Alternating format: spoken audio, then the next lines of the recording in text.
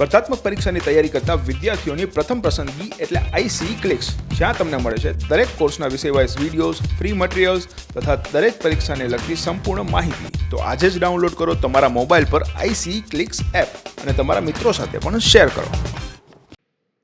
નમસ્કાર વિદ્યાર્થી મિત્રો, આઈસી ના યુટ્યુબ ચેનલ પર આપ સૌનું હાર્દિક સ્વાગત છે. મિત્રો, આપ સૌ જાણો છો આજનો દિવસ એટલે કે અષાઢી બીજ. તો મિત્રો, આજના દિવસ નિમિત્તે આઈસીઈ તરફથી તમને તથા તમારા પરિવારને અષાઢી બીજની ખૂબ જ શુભકામનાઓ રહેલી છે. મિત્રો, એ સાથે જ આજનું આપણે કરંટ અફેર્સ શરૂ કરીએ તો સૌથી પહેલો ટોપિક રહેલો છે. નમસ્કાર વિદ્યાર્થી મિત્રો, આઈસી ના યુટ્યુબ ચેનલ પર આપ સૌનું હાર્દિક સ્વાગત છે. મિત્રો, આજે આપણે જે ઇમ્પોર્ટન્ટ કરંટ અફેર્સના ટોપિક પર ચર્ચા કરવાનો છીએ. સૌપ્રથમ એ ટોપિકનું લિસ્ટ જોઈએ, જેમાં પ્રથમ ટોપિક રહેલો છે સિલંબમ. તમિલનાડુની એક કલા છે. સિલંબમ જે છે એક તમિલનાડુની આર્ટ રહેલ છે, માર્શલ આર્ટ કહીએ છીએ તે. એનો પર વાત કરવાની છે. આના સિવાય ભારતના કેટલાક રાજ્યોની જે ફેમસ માર્શલ આર્ટ છે એની પણ આપણે વાત કરવાની છે. તો તમારો જે છે એક આર્ટ એન્ડ કલ્ચર જે માર્શલ આર્ટ ટોપિક છે આખો કવર થઈ જશે.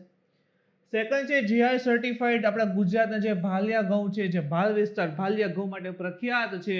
મિત્રો, આ ભાલિયા ઘઉંની નિકાસ કરવામાં આવી છે. તો કયા દેશમાં નિકાસ થઈ છે, જીઆઈ ટેગ શું છે, બરાબર, આ બધી વાત કરશું. જુઓ, આરએફઓ નું જે પેપર હતું ને મિત્રો હમણાં લેવાનું, એમાં આ જીઆઈ ટેગ ઉપરના પ્રશ્ન પૂછેલા છે. તો પ્રશ્ન પૂછે છે. આના સિવાય ગુજરાતના કઈ કઈ વસ્તુ અથવા તો ખાદ્ય ચીજને જીઆઈ ટેગ પ્રાપ્ત થયેલ છે એની વાત કરશું. ત્રીજો છે નાસાનું જે કેસીની અવકાશયાન જે છે એને કંઈક નવીનતમ શોધ કરી છે. તો આ કેસીની અવકાશયાન શું છે અને શોધ શું છે એની આપણે વાત કરવાના છીએ. અને ચોથો એક ઇમ્પોર્ટન્ટ ટોપિક રહ્યો છે મિત્રો, માનવ વન્ય પ્રાણી સંઘર્ષ પર એક અહેવાલ એટલે કે એક રિપોર્ટ જાહેર થયો છે. માનવ વન્ય પ્રાણી સંઘર્ષ એટલે કે જેમ કે હાથી હોય તો હાથી જે છે સપોઝ ખેતરોમાં એમાં આવી જાય તો પાક બગાડી નાખતા હોય તો શું થાય, સંઘર્ષ થાય. મનુષ્ય બગાડવાની કોશિશ કરશે, હાથી ખાવાની કોશિશ કરશે તો સંઘર્ષ થાય છે. તો એમાં હાથી પણ મરી શકે છે અને મનુષ્યનો પણ નાશ થઈ શકે છે. તો એનો પર એક આખો રિપોર્ટ જે છે પ્રકાશિત થયો છે. તો આપણે એની વાત કરવાના છીએ. એના પછી જોઈએ મિત્રો આપણે, તો સૌથી પહેલા તો સિલંબમ. તો આ ફોટો જોવો એટલે ખબર પડી જાય કે હા ભાઈ કંઈક લડે છે, માર્શલ આર્ટ રહી છે. તો યુદ્ધ સમયે આનો ઉપયોગ કરવામાં આવતો હોય. હવે શા માટે કરણમાં છે સૌથી પહેલા એની વાત કરીએ તો તાજેતરમાં જ મિત્રો સિંગાપુરમાં માઇગ્રન્ટ વર્કર્સ, માઇગ્રન્ટ એટલે કે બીજા દેશમાંથી અહીં આપણે કામ કરવા આવેલા હોય. તો આપણો જે તમિલનાડુના વર્કર છે, બરાબર, તો તમિલનાડુ છે સિંગાપુર જે છે માઇગ્રન્ટ થયેલા હોય, ટ્રાન્સફર થયેલા હોય, અને ત્યાં જે વર્કર્સ હતા એના માટે સરકાર દ્વારા શરૂ કરવામાં આવેલી એક સ્પર્ધા, એની અંતર્ગત ગણેશન સંધિકારસન નામના એક ભારતીય આ સિલંબમમાં પ્રદર્શનમાં ટોચનું સ્થાન મેળવ્યું છે. ફર્સ્ટ રેન્ક જે છે પ્રાપ્ત થયો છે. ઇન શોર્ટ કે તમિલનાડુ આપણા ઇન્ડિયામાંથી સિંગાપુર ગયેલા લોકો હતા, જે માઇગ્રન્ટ વર્કર હતા, એના માટે સિંગાપુર સરકારે એક સ્પર્ધાનું આયોજન કર્યું હતું. એમાં ગણેશન સંધિકારસન, બરાબર, નામના વ્યક્તિએ પ્રથમ નંબર જે પ્રાપ્ત કરેલો હતો અને એને શું કરેલું હતું કે સિલંબમ કલા જે છે ને શો આઉટ કરેલી હતી. તો મુખ્ય મુદ્દા પર વાત કરીએ તો સિલંબમ શું છે. સિલંબમ એક પ્રાચીન શસ્ત્ર આધારિત માર્શલ આર્ટ છે. શસ્ત્ર આધારિત, યાદ રાખજો. જેમ કે કેમ કુંફુ મે રહેલા છે તો એમાં શસ્ત્રનો ઉપયોગ નથી, હાથની આખી કલા રહેલી છે કરાટેની. તો આમાં શું યુઝ કરે છે, આમાં શસ્ત્રનો ઉપયોગ કરવામાં આવે છે, જેની ઉત્પત્તિ તમિલ કામ અને એને આજે આપણે કહીએ છીએ તમિલનાડુ. બરાબર, પ્રાચીન સમયમાં થયેલી ઉત્પત્તિ હતી. એ વખતે તમિલ કામ તરીકે તમિલનાડુ પ્રખ્યાત હતું. પરંતુ આજનું કયું રાજ્ય છે તો કે તમિલનાડુ છે. અને વિશ્વની સૌથી જૂની માર્શલ આર્ટમાંની એક આ સિલંબમ માર્શલ આર્ટ રહેલી છે. સિલંબમ શબ્દ, જો આ માર્શલ આર્ટ હશે ને મિત્રો, એમાં કંઈક ને કંઈક શબ્દ રજૂ કરતા હોય. જેમ કે સિલંબમ છે તો એક રમત વિશે એવું કહેવામાં છે કે સિલંબમનો અર્થ શું થશે તો કે પર્વત. એમાં જે પ્રથમ છે સિલમ, બરાબર, તો પ્રથમ શબ્દ છે સિલમ. તો સિલમનો અર્થ થાય પર્વત અને બમ એનો અર્થ થાય છે વાસ. તો સિલમ ફોર પર્વત અને બમ ફોર વાસ. તો કંઈક એવો એનો અર્થ થાય છે. અને એનો ઉપયોગ જે છે એ માર્શલ આર્ટના આ સ્વરૂપમાં મુખ્ય શસ્ત્ર તરીકે થાય છે. જે વાંસ કીધી ને, વાંસ, બરાબર છે, તો એક આમ લાકડી તરીકેનો ઉપયોગ કરે છે. એઝ અ કહેવાય ને સ્ટિક તરીકેનો ઉપયોગ, એઝ અ શસ્ત્ર તરીકેનો ઉપયોગ જે છે લાકડીનો અહીં રહેલો છે. તે કેરળના માર્શલ આર્ટ કલારી પયટ્ટુ સાથે સંબંધિત છે. જો અહીંથી એક બીજા રાજ્યની માર્શલ આર્ટ આવી ગઈ. તો જે કેરળ રાજ્ય છે તમિલનાડુની બાજુમાં જ આવશે, અહીં તમિલનાડુ એની બાજુમાં કેરળ, તો કેરળની એક માર્શલ આર્ટ રહેલ છે કલારીપયટ્ટુ, કલારીપયટ્ટુ, એની સાથે આ જે કીધી આપણે કલા એ સંબંધિત છે. હવે એમાં જો એક તો પગની હિલચાલ, સિલંબમ અને કટ્ટા એ વારિયાસનના મુખ્ય તત્વો છે. વારિયાસન એટલે કે કલા આખું પ્રેઝન્ટ કરે છે એનો મુખ્ય તત્વ. એક તો પગની હિલચાલ. હવે તમે પેલો ફોટો જોવો તો એમાં જ તમને દેખાશે કોઈ એક જગ્યાએ ઊભા રહી અને રમવાની એવી કઈ કલા નથી, બરાબર. સતત ને સતત પગ જે છે ફેરવતા રહેવાના, ઇન શોર્ટ કે આખી કલા એ મુજબ રહેલી છે બચવા માટેની. તો પગની હિલચાલ, સિલંબમ વાંસને એનો ઉપયોગ કરવાનો હથિયારનો, અને કુટ્ટા એ વારિયાસના મુખ્ય સ્ત્રોત છે. લાકડીની ગતિ સાથે એડજસ્ટ થવા માટે પગની ગતિમાં નિપુણતા મેળવવા માટે 16 પ્રકારના સંચારની જરૂર પડે. જો જેટલી સ્પીડમાં જેવી રીતે લાકડી ફરે છે એ જ મુજબ એ રીતે એના પગ ફરવો જોઈએ. એ માટે ટોટલ 16 પ્રકારના સંચાર, આખા પગની વ્યવસ્થા, પગના સ્ટેપ, આપણે કહીએ ને ફૂટ સ્ટેપ, એની આખી ગોઠવણ રહેલી છે.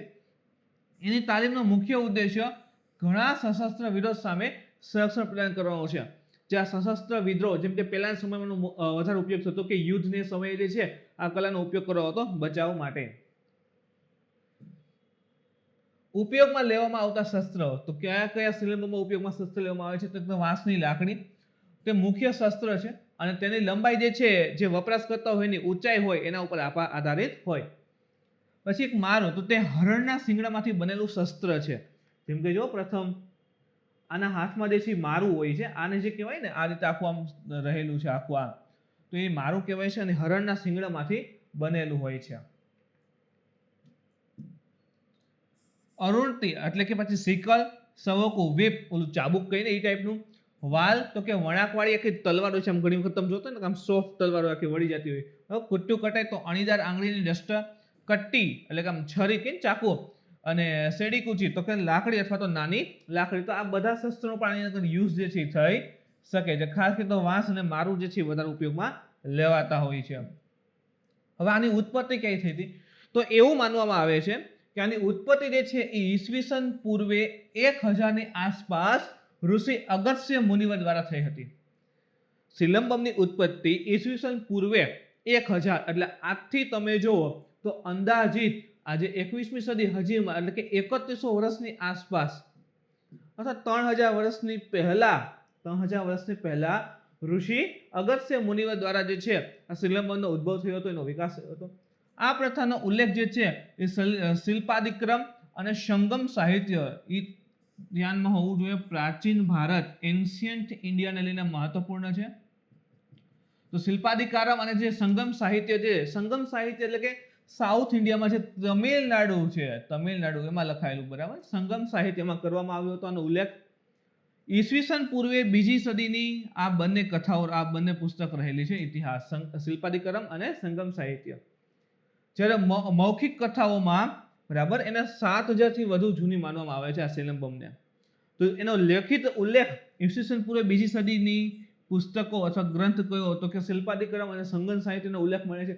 જ્યારે મૌખિક કથા હોય, જેમ આપણે કેમ કહેતા હોય વાર્તા રે વાર્તા અને એ રીતે, તો મૌખિક કથાઓની અંતર્ગત એનો ઉલ્લેખ એવું કહે છે કે અંદાજે 7000 વર્ષ જૂની આ કલા જે છે એ રહેલી છે.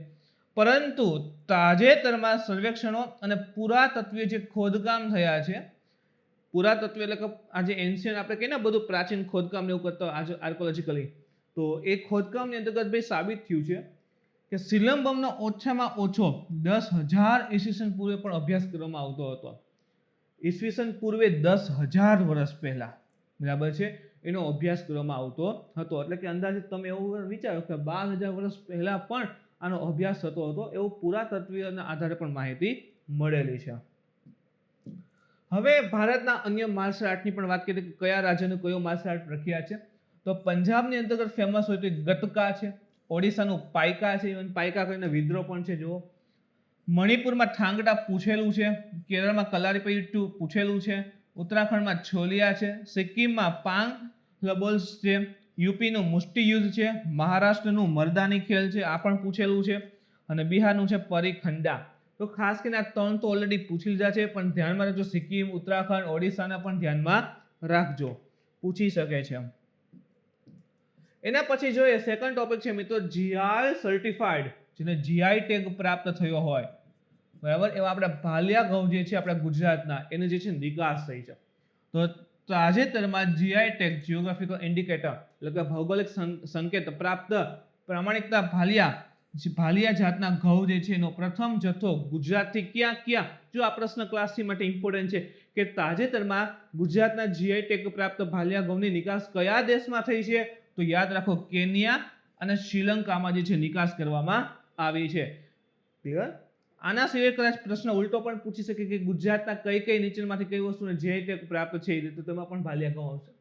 હવે આ ઘઉંની ભાલજાત ઉપર વાત કરીએ તો ઘઉંની ભાલજાતને જુલાઈ 2011 ની અંતર્ગત ભૌગોલિક સંકેત એટલે કે જીઆઈ પ્રમાણપત્ર પ્રાપ્ત કરવું પડ્યું, આપેલું હતું, બરાબર. તો કે આજથી 10 વર્ષ પહેલા અને જીઆઈ ટેગ પ્રાપ્ત થયેલ છે. ઘઉંની આ જાતમાં શા માટે પ્રખ્યાત છે, તો પ્રોટીન જે છે ખૂબ વધારે હોય છે અને સ્વાદમાં પણ મધુર હોય છે, તો સ્વીટ હોય છે, તો એના માટે ફેમસ છે. આના સિવાય મુખ્યત્વે ગુજરાતનો જે ભાલ વિસ્તાર છે ત્યાં ઉગાડવામાં આવે છે. એટલે આપણે કહીને કે ભાલના ભાઈ ભાલિયા ઘઉં પ્રખ્યાત છે તો ભાલ વિસ્તાર છે ત્યાં ઉગાડવામાં આવે છે. આના સિવાય એટલે કે મુખ્યત્વે કયા વિસ્તાર આવશે, તો કે અમદાવાદ આવશે, આણંદ આવશે, ખેડા આવશે, ભાવનગર આવશે, સુરેન્દ્રનગર આવે છે અને ભરૂચ જિલ્લાનો સમાવેશ કરવામાં આવે છે. તો અમદાવાદ, આણંદ, ખેડા, ભાવનગર, સુરેન્દ્રનગર અને ભરૂચ જિલ્લામાં આ વિસ્તાર ફેલાયેલો છે. આ જાત એટલે કે ભાલિયા ઘઉં જે છે એ સિંચાઈ વિના વરસાદી શેડ પરિસ્થિતિમાં ઉગાડવામાં આવે છે. સિંચાઈ વિના ઇન શોર્ટ જે આપણે વોટર શેડ કહીએ ને, વોટર શેડ જે વરસાદ આવતો હોય, બરાબર છે, એનું આપણે પાણી ક્યાંક ખેત તલાવડીમાં સ્ટોર કરેલું હોય તો એ દ્વારા ઉગાડવામાં આવે છે. ગુજરાતના અન્ય જીઆઈ ટેગ ઉત્પાદન, એક તો આપણે જોયું કે ભાઈ ભાલિયા ઘઉં જે રહેલા છે, ભાલિયા ઘઉં એને જીઆઈ ટેગ પ્રાપ્ત થયેલ છે. અન્ય કોને પ્રાપ્ત થયેલ છે, તો કે આ કેટેગરીમાં લેટેસ્ટ પ્રોડક્ટમાં તમે જો પેથાપુરાના લાકડાના પ્રિન્ટિંગ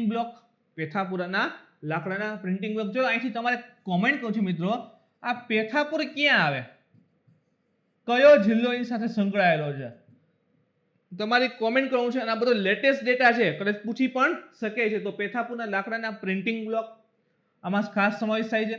અને અન્યમાં જોઈએ તો સંખેડાના બનેલા ફર્નિચર છે, ખંભાતી એગેટ છે, કચ્છનું ભરતકામ છે, સુરતની જરી છે, પાટણના પટોળા છે, બરાબર, જામનગરની બાંધણી છે અને ગીરની મિત્રો આપણી કેસર કેરીનો પણ સમાવેશ થાય છે.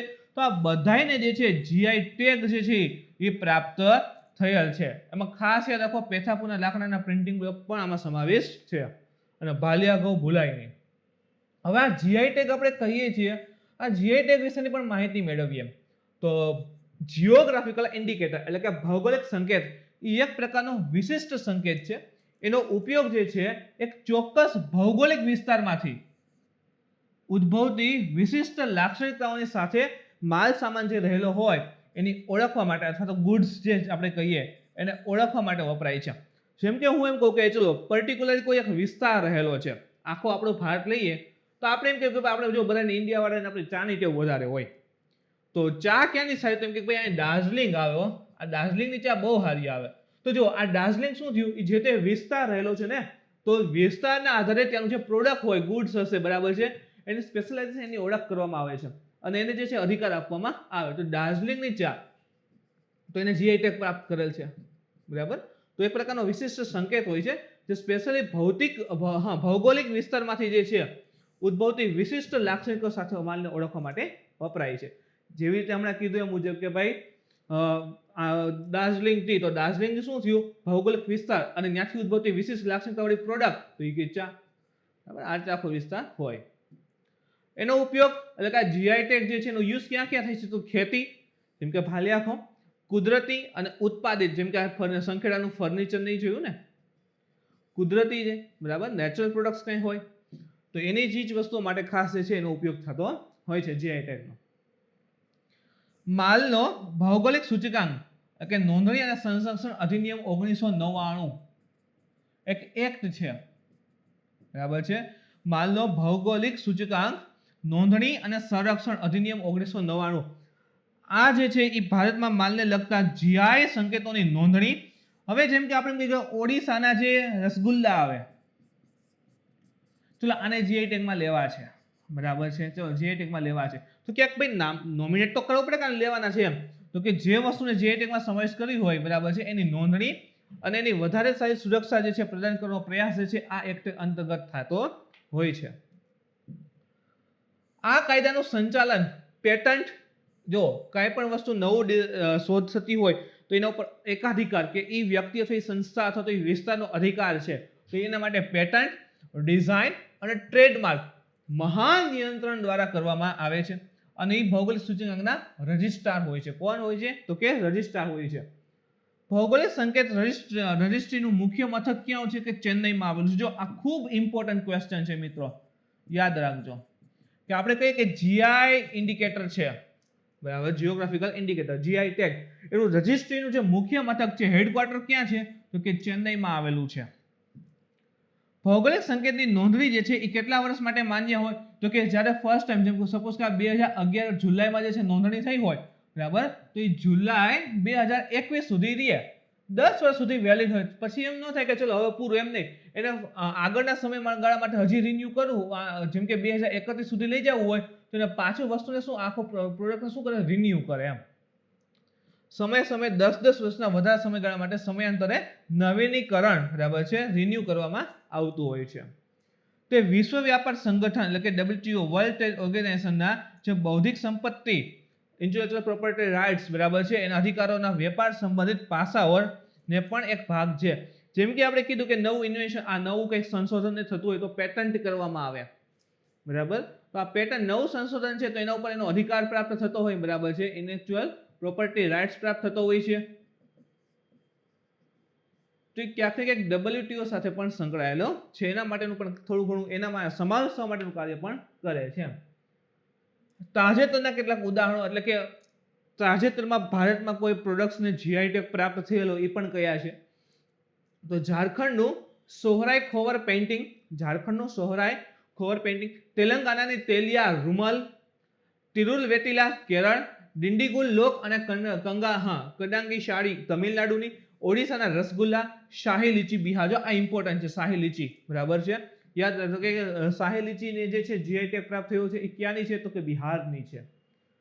એગ્રીકલ્ચર અને processed food product export development authority, જેને અપેડા કહીએ છીએ આપણે, agriculture and processed food product export development authority ના વાણિજ્ય અને ઉદ્યોગ મંત્રાલયનું ધ્યાન જીઆઈ ઉત્પાદનોની નિકાસને પ્રોત્સાહન આપવાનું રહેલું છે. જેમ કે જીઆઈ ટેગ આપણે કીધું કે ભાઈ આપણા ભાલિયા ઘઉં જે છે એ નિકાસ થયા, તો શું થયું કે ભાઈ જે પણ ભારતમાં જીઆઈ ટેગ પ્રાપ્ત પ્રોડક્ટ્સ ને બધું રહેલું છે તો એને જે છે ને નિકાસ કરો, એના ઉપર ધ્યાન આપો, બરાબર. તો એનું આપવાનું કાર્ય જે છે એ પેડાની બધું કરે છે. એના પછી ત્રીજું જોઈએ મિત્રો કે નાસાના કેસીની અવકાશયાનની નવીનતમ શોધ થઈ છે. હવે આ કેસીની અવકાશયાનની શું છે આગળ વાત કરીએ તો એની પહેલા થોડીક શું શોધ થઈ છે એની વાત કરીએ. નાસાના કેસીની અવકાશયાન દ્વારા શનિના ચંદ્ર, હવે આ ચંદ્ર એટલે આપણા ચંદ્ર, ચંદ્ર એટલે શું કહે છે કે ચંદ્ર એટલે થાય મિત્રો ઉપગ્રહ. ઉપગ્રહ બે પ્રકારના હોય, ઉપગ્રહ સેટેલાઇટ કહીએ ને એ બે પ્રકારના હોય. જેમ કે એક હોય કુદરતી હોય, જેમાં પૃથ્વીનો ચંદ્ર આવે, ટાઇટન આવે, શેરોન આવે, બરાબર, આવા અલગ અલગ ઉપગ્રહ આવેલા છે. અને એક જે છે એ માનવ સર્જિત કૃત્રિમ હોય, તો કહીએ ને ભાઈ અલગ અલગ એપોલો મિશનના, જેમ કે કેસીની બધા, બરાબર, તો એમાં સમાવેશ થાય. તો અહીં ચંદ્રની વાત કરે છે. ચંદ્ર એટલે થશે ઉપગ્રહ.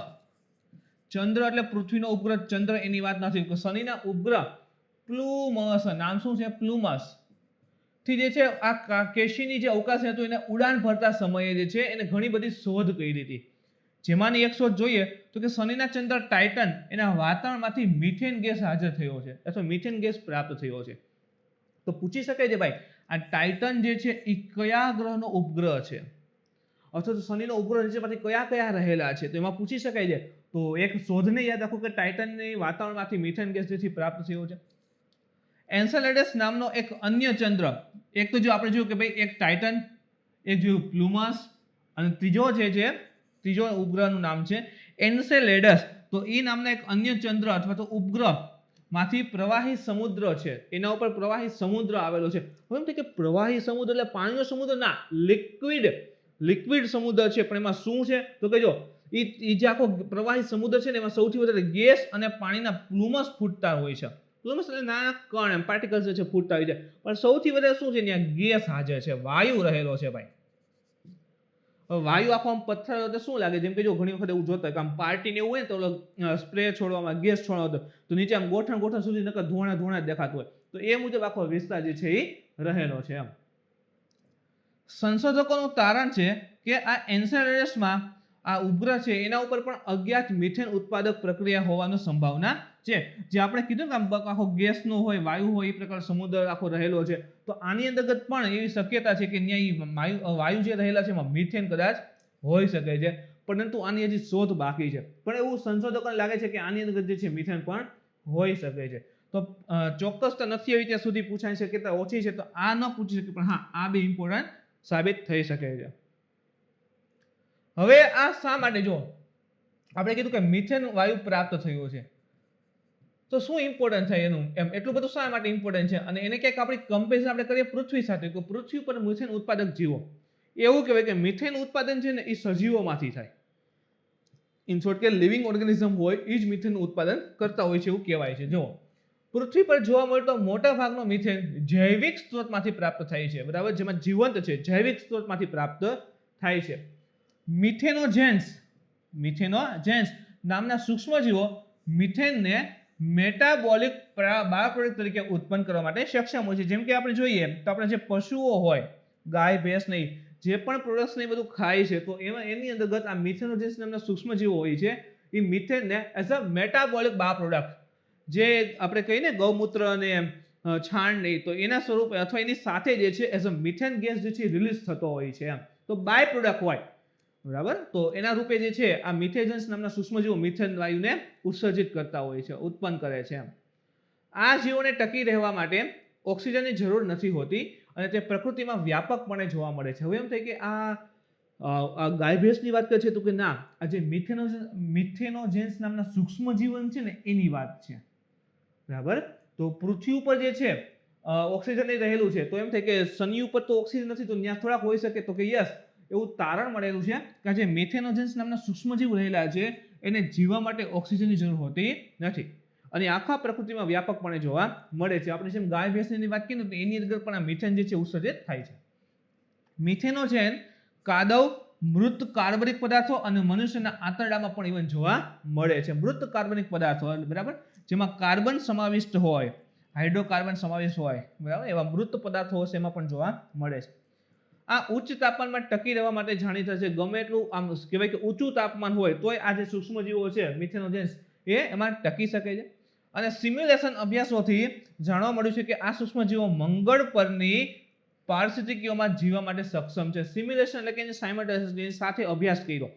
એક તો આપણે જોયું કે ભાઈ ઊંચું તાપમાન હશે છતાં આ મિથેનોજેન્સ નામના સૂક્ષ્મજીવ જે છે જીવી શકે છે. અને એની અંદર અભ્યાસમાં માલુમ પડ્યું કે મંગળ ઉપર જેટલું તાપમાન રહેલું છે, મંગળ ઉપર જે આખું હવામાન રહેલું છે, વાતાવરણ રહેલું છે, એમાં પણ આ સૂક્ષ્મજીવો જે છે ટકી શકે છે એમ. એન્સેલેડસ પર મિથેનની બીજી કઈ રીતે ઉત્પન્ન, એન્સેલેડસ શું છે તો કે ભાઈ જે શનિ ગ્રહ રહેલો છે એનો એક ઉપગ્રહ રહેલો છે આ એન્સેલેડસ. તો એન્સેલેડસના કોર એટલે સેન્ટ્રલ એરિયા માં રહેલા કાર્બનિક પદાર્થોના રાસાયણિક વિઘટનથી જે છે મિથેનનું નિર્માણ થાય છે. આમાં જે કાર્બનિક પદાર્થો રહેલા છે એનું જે છે કેમિકલી શું થાય છે તો કે વિઘટન થાય છે. વિઘટન થાય એટલે કંઈક ને કંઈક મુક્ત થતું હશે, તો એ સમયે મિથેન પણ એમાં મુક્ત થાય છે. હવે મિથેન મુક્ત થતો હોય તો ભાઈ આ જે ઉપગ્રહ રહેલો છે એના વાતાવરણમાં મિથેન તો આવશે. આ ઉપગ્રહ પર હાઇડ્રોથર્મલ પ્રતિક્રિયાઓથી carbon dioxide plus methane CH4 નિર્માણમાં પણ મદદ કરી શકે છે. જે હાઇડ્રોકાર્બનની પ્રોસેસ હોય, હાઇડ્રોથર્મલ, હા, તો હાઇડ્રોકાર્બન એટલે કે ભાઈ કંઈક ને કંઈક આપણે જોયું ને કે અહીંયા લખેલું છે કાર્બનિક પદાર્થો, તો કાર્બનિક પદાર્થોનું વિઘટન થતું હશે, બરાબર. તો એ સમયે કેટલી ઉર્જાની બધું મુક્ત થાય છે, તો એ સમયે જ કાર્બન ડાયોક્સાઇડ મુક્ત થાય છે પ્લસ મિથેન પણ મુક્ત થાય છે. કંઈક ને કંઈક જોવો તો લગભગ સંલગ્ન પ્રક્રિયાઓ દર્શાવવા માંગે છે. એની આગળ જોઈએ આપણે તો કે ભાઈ આ કેસીની મિશન જેને આ માહિતી આપી છે કે ભાઈ એના મિથેનની હાજરી એવું રહેલું છે અમને પ્રાપ્ત થયું છે, તો કેસીની મિશન શું છે તો એના વિશે થોડીક માહિતી મેળવીએ. તો 1997માં જે છે આ મિશન શરૂ કરવામાં આવ્યું હતું. તો છે કોનું તો કે કેસીની મિશન નોટ ઓનલી ફોર નાસાની સાથે જ યુરોપિયન સ્પેસ એજન્સી અને ઇટાલિયન સ્પેસ એજન્સીનું સંયુક્ત મિશન છે. 3 સ્પેસ એજન્સી સમાવિષ્ટ છે. એક છે નાસા છે યુએસની, એક છે યુરોપિયન સ્પેસ એજન્સી છે અને એક જે છે ઇટાલિયન સ્પેસ એજન્સી રહેલી છે. તો ત્રણેયનું સંયુક્ત મિશન કેસીની રહેલું છે. આ મિશન શું કરશે તો કે બાહ્ય સૌરમંડળમાં અત્યાર સુધીનું પ્રથમ ઉતરાણ હતું. સૂર્યમંડળ છે ને થોડીક બહારની સપાટી તરફનું આ અત્યાર સુધીનું પહેલું જે છે આ આખું ઉતરી શકે એ પ્રકારનું અભિયાન હતું. કેસીની જે રહેલું છે અભિયાન એની અંદર શનિની મુસાફરી કરવા માટેનું એક ચોથું અવકાશયાન છે. આ કેસીની જે છે એ નોટ ઓનલી ફર્સ્ટ આ શનિની મુસાફરી માટે શનિ ગ્રહ રહેલો છે એની આસપાસના વિસ્તાર અથવા તો એના મુસાફરી માટેનું આ પહેલું મિશન હતું. કેસીની ચોથું અવકાશયાન હતું, બરાબર છે. એટલે એની પહેલા અગાઉ જે છે 3 અવકાશયાન ત્યાં પહોંચેલા હતા અને તેની ભ્રમણ કક્ષામાં પ્રવેશનાર આ પ્રથમ અવકાશયાન હતો. સમજો, એક શું કહે છે કે શનિની મુસાફરી કરવા માટેનું ચોથું અવકાશયાન છે. તો આ શનિ ગ્રહ રહેલો છે, આ શનિ ગ્રહ છે. ઓકે, આ એની આસપાસનો આખો સેટર્ન ને બધું આવે છે ને વલયો ને બધું રહેલું છે. હવે એની ભ્રમણ કક્ષા જેમ કે આપણું આ સૂર્ય છે અને શનિ જે છે આ રીતે આમ ફરે છે, તો એની ભ્રમણ કક્ષા થઈ કેમ પૃથ્વી આમ ફરે છે. ઓકે, તો આ જે અહીંથી એક કહેવાય કે લોન્ચ કરેલું ઉપગ્રહ છે એની ત્યાં સુધી પહોંચેલું છે, અહીંયા જઈને આવતું રહીએ. અને આ શું કરે છે કેસીની એની ભ્રમણ કક્ષા જે આખી કક્ષા રહેલી છે એમાં ફરે છે સાથે જ એની એમ. તો એની ભ્રમણ કક્ષામાં પહોંચનારું આ પ્રથમ અવકાશયાન રહેલું છે. અને ડિઝાઇનમાં જે છે એ સેટર્ન એટલે કે શનિ ઓર્બિટર અને ટાઇટન મૂન માટે એક લેન્ડર સમાવેશ. લેન્ડર એટલે કે ત્યાં ઉતરશે. ટાઇટન શું છે કે શનિનો ઉપગ્રહ છે.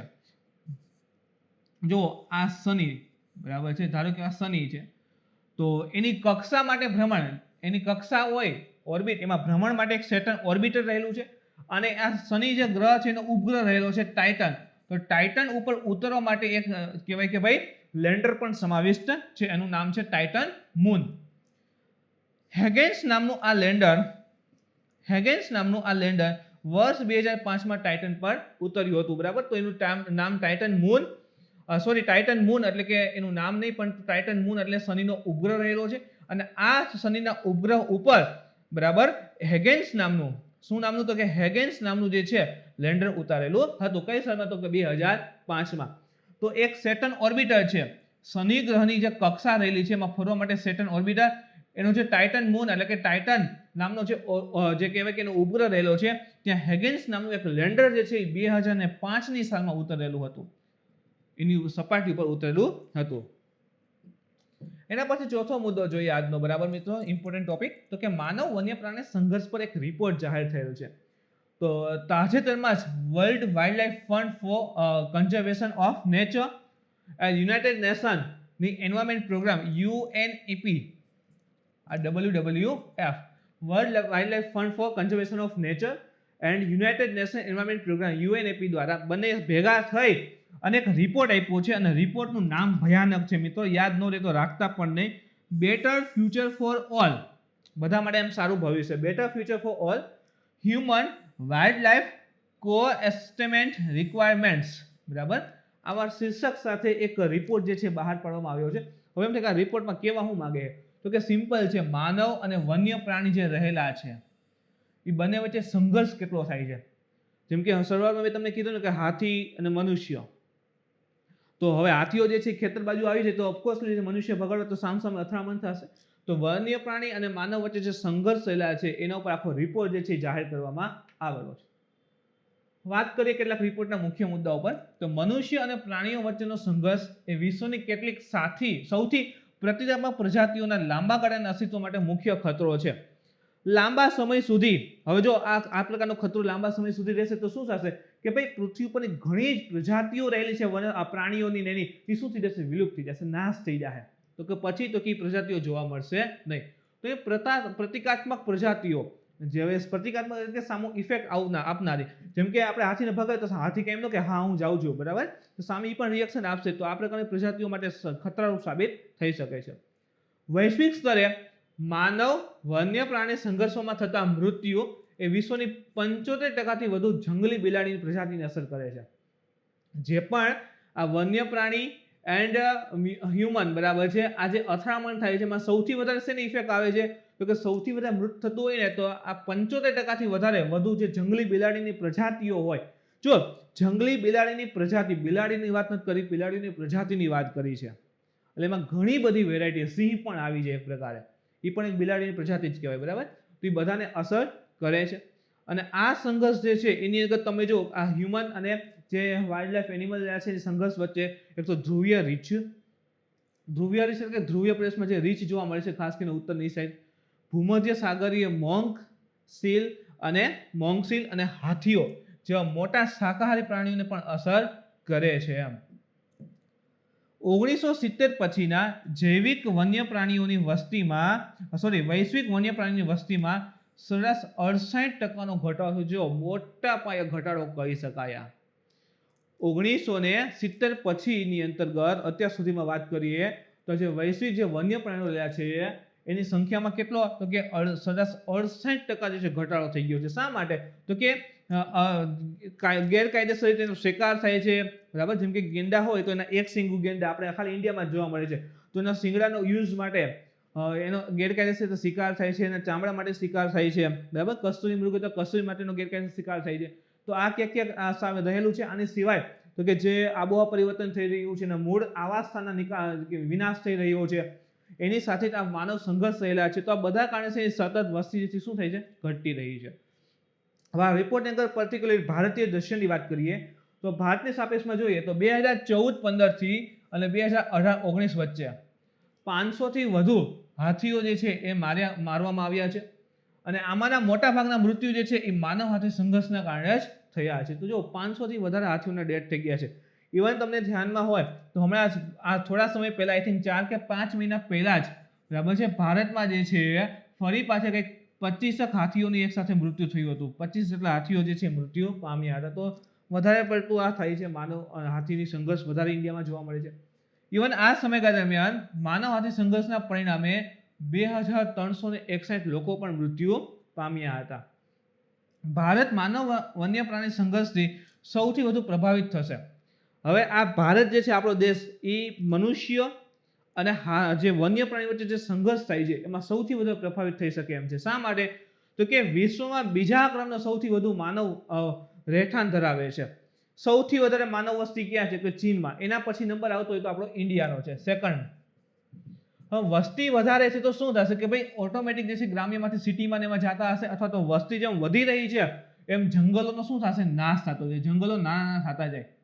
સામે વસ્તુની ઉત્પાદનની જરૂર પડશે તો ખેતરોના એ બધું વધતું જાય. તો કાંઈક ને કાંઈક આપણે જે છે ને આપણા વિસ્તારમાંથી આપણે જંગલ બાજુ જાશું. એમ જંગલ બાજુ જાશું તો ઓફકોર્સલી જંગલના જીવો હશે એને અને મનુષ્ય વચ્ચે જે છે ભાઈ કટ્ટરતા થશે. અને સૌથી વધારે ઇફેક્ટ ઇન્ડિયાને આવી શકે એમ છે. એની સાથે જ વાઘ, એશિયન હાથીઓ, એક શિંગડાવાળા ગેંડા, એશિયન સિંહો અને અન્ય પ્રજાતિઓ મોટી વસ્તી જે છે આપણે ધરાવીએ છીએ. જેમ કે આખા વિશ્વમાં એક શિંગી ગેંડા આપણે અહીંયા જોવા મળે છે. વાઘ વધારે રહ્યા છે, બરાબર. આખા એશિયા ખંડમાં સિંહ આપણે એક જગ્યાએ છે, આપણે ગીરમાં સાચવેલા છે, બરાબર. તો ડે બાય ડે ઇવન તમે જો આપણા ડેઇલી ન્યૂઝપેપર રીડ કરતા હોય દિવ્ય ભાસ્કરની બધા, તો એમાં પણ આવતું હોય છે કે સિંહનું મૃત્યુ થયું છે, બરાબર, સિંહની લાશ મળી છે, આ તે તો જોવા મળી રહ્યું છે. એમ તો ઇફેક્ટ ક્યાંક ને ક્યાંક મોટા પાયાની અંતમાં તો આવશે. જરૂરિયાત તો કહેવાય ને કેવી રીતે કંટ્રોલ નહીં કરવું? તો માનવ વન્ય પ્રાણી સંઘર્ષનો સંપૂર્ણ અંત લાવવો શક્ય નથી, કે ક્યારેય એવું થાય જ નહીં એવું તો શક્ય છે ને. હા, તેના સંચાલન માટે સુઆયોજિત સંકલિત અભિગમ અને સંઘર્ષોને ઘટાડી શકાય છે. ગ્રામ્ય વિસ્તારને અવેર કરવામાં આવે, અમુક પ્રકારના પ્રોગ્રામ ચલાવવામાં આવે છે, જનજાગૃતિ કરવામાં આવે, કાયદા ઘડવામાં આવે, તો એના દ્વારા જે છે આ સંઘર્ષને શું કરે? ઘટાડી તો શકાય છે. અને મનુષ્ય અને પ્રાણીઓ વચ્ચે સહઅસ્તિત્વ સ્થાપિત કરવામાં સફળતા મળી શકે છે. પણ એ માટે અમુક યોગ્ય પગલાં લેવું જરૂરી બની જાય છે. જેમ કે એમાંનું એક છે શોણિતપુર મોડેલ. તો આ શોણિતપુર મોડેલ શું છે? તો કે આસામના શોણિતપુર જિલ્લામાં જંગલોના વિનાશને કારણે હાથીઓને પાક પર હુમલો કરવાની ફરજ. હવે સિમ્પલ છે, હાથી જંગલમાં વસે છે. હવે જંગલને તમે કાપી નાખશો તો હાથી ક્યાં આવશે? ઓફકોર્સલી તમારું જે રહેણાંક એરિયા છે ત્યાં આવશે જ ને. હવે એને જંગલમાં ખાવાનું નથી મળતું તો એ સિટી તરફ આવશે, ગ્રામ્ય વિસ્તાર તરફ આવશે. તો આ જ વસ્તુ આસામના સોનીપુરમાં થઈ હતી. જંગલ ઘણું બધું કપાઈ ગયું, જેના કારણે હાથીઓ જે છે એ પોતાના ખોરાક માટે જે ખેતરો હોય, બરાબર છે, પાક વાળો છે ને એટેક કરવાની ફરજ પડી હતી. હવે એમાં શું થાય કે સામે મનુષ્ય કંઈ કરવા જશે નહીં. હવે ઓફકોર્સલી એ પણ સાચી વાત છે કે ખેડૂતે પાક વાવ્યો હોય અને હાથી શું ખાવા જશે તો એનું પ્રોબ્લેમ આવી જશે. તો મનુષ્ય અને હાથીઓ સામે બંને માર્યા ગયા હતા. હવે આના નિવારણ માટે શું કરવું? તો WWF જે ઇન્ડિયાની બ્રાન્ચ રહેલી છે, ઇન્ડિયાની શાખા છે, એને 2003-4 દરમિયાન એક શોણિતપુર મોડેલ વિકસાવ્યું. અને આ શોણિતપુર મોડેલમાં શું કર્યું? તો કે વિવિધ સમુદાયના સભ્યો સ્ટેટ ફોરેસ્ટ ડિપાર્ટમેન્ટ સાથે જોડાયા. તો જે પણ અલગ અલગ સમુદાય રહેલા હતા એના સભ્ય જે રાજ્યનો જે ફોરેસ્ટ ડિપાર્ટમેન્ટ સાથે જોડાયા અને એક આખો સંયુક્ત કાર્યક્રમ ચલાવ્યો હતો. આ લોકોને પાકથી હાથીઓને સુરક્ષિત રીતે ભગાડવાની તાલીમ જે છે આપવામાં આવી. કોના દ્વારા? તો કે જે સ્ટેટ ફોરેસ્ટ ડિપાર્ટમેન્ટ હતો તેના દ્વારા, કે હાથીઓને કેવી રીતે સુરક્ષિત, હાથીઓને મારીને રીતે નહીં, કે સુરક્ષિત કેવી રીતે ભગાડવા એમ, જેથી કરીને ખેતરી બચી જાય. તો WWF ઇન્ડિયાએ હાથીઓના પાકના રક્ષણને સરળ બનાવવા માટે ઓછી કિંમત, સિંગલ સ્ટ્રેન્ડ, બિનઘાતક ઇલેક્ટ્રિક વાળ પણ ઇવન વિકસાવી હતી. અને એક તો ટ્રેન કર્યા હાથીઓને કેવી રીતે ભગાડવા, જેમ કે આગ દેખાડીને ભગાડી શકાય એ રીતે. તો એક તો એવી બધી પ્રોસેસ શીખવાડી. આના સિવાય તમે જુઓ તો એક સૌથી ઓછી કિંમતે, કારણ કે ખેડૂતને એ પણ પહોંચાડવું જોઈએ ને, તો ઓછી કિંમતે સિંગલ સ્ટ્રેન્ડ અને બિનઘાતક ઇલેક્ટ્રિક વાળ. એટલો બધો ભયાનક રીતે ઇલેક્ટ્રિક વાળ શોખ નહીં રાખવાનું કે તેના મૃત્યુ થઈ જાય, બસ માઇનર કરંટ, એનો પણ ઉપયોગ જે છે એ કરેલો હતો. અત્યારે આ બેન છે, યાદ રાખો, આ શોખ નહીં લગાડવું એમ. આ મોડેલને અમલમાં લગાવ્યા બાદ 4 વર્ષમાં હાથીઓએ પાકને જે નુકસાન પહોંચાડ્યું હતું કેવું થઈ ગયું? શૂન્ય થઈ ગયું. એટલે હાથીઓ જે પાકના જે વાવેલું હોય ખેતરો એના ઉપર એટેક કરતા શું થઈ ગયા? 0 બની ગયો. અને આનાથી સંઘર્ષમાં મનુષ્ય અને હાથીઓના મૃત્યુમાં પણ શું થયું? નોંધપાત્ર ઘટાડો થયો. નથી હાથી મનુષ્ય ઉપર એટેક કરતા કે મનુષ્યથી હાથીઓને મારતા, તો એના જે મૃત્યુ થતા તે પણ શું થયા? ઘટી ગયા. તો મિત્રો, આ હતું આજનું કરંટ અફેર્સ. આજના લેક્ચરમાં તમને કંઈ ડાઉટ હોય, ક્વેરી હોય તો આપ કોમેન્ટ કરી જણાવી શકો છો. મિત્રો, વિડીયો ગમે તો લાઈક કરજો, શેર કરો, તમારા મિત્રો સુધી પહોંચાડવા કોશિશ કરો. ફરી મળીએ નવા ટોપિક સાથે. Thank you.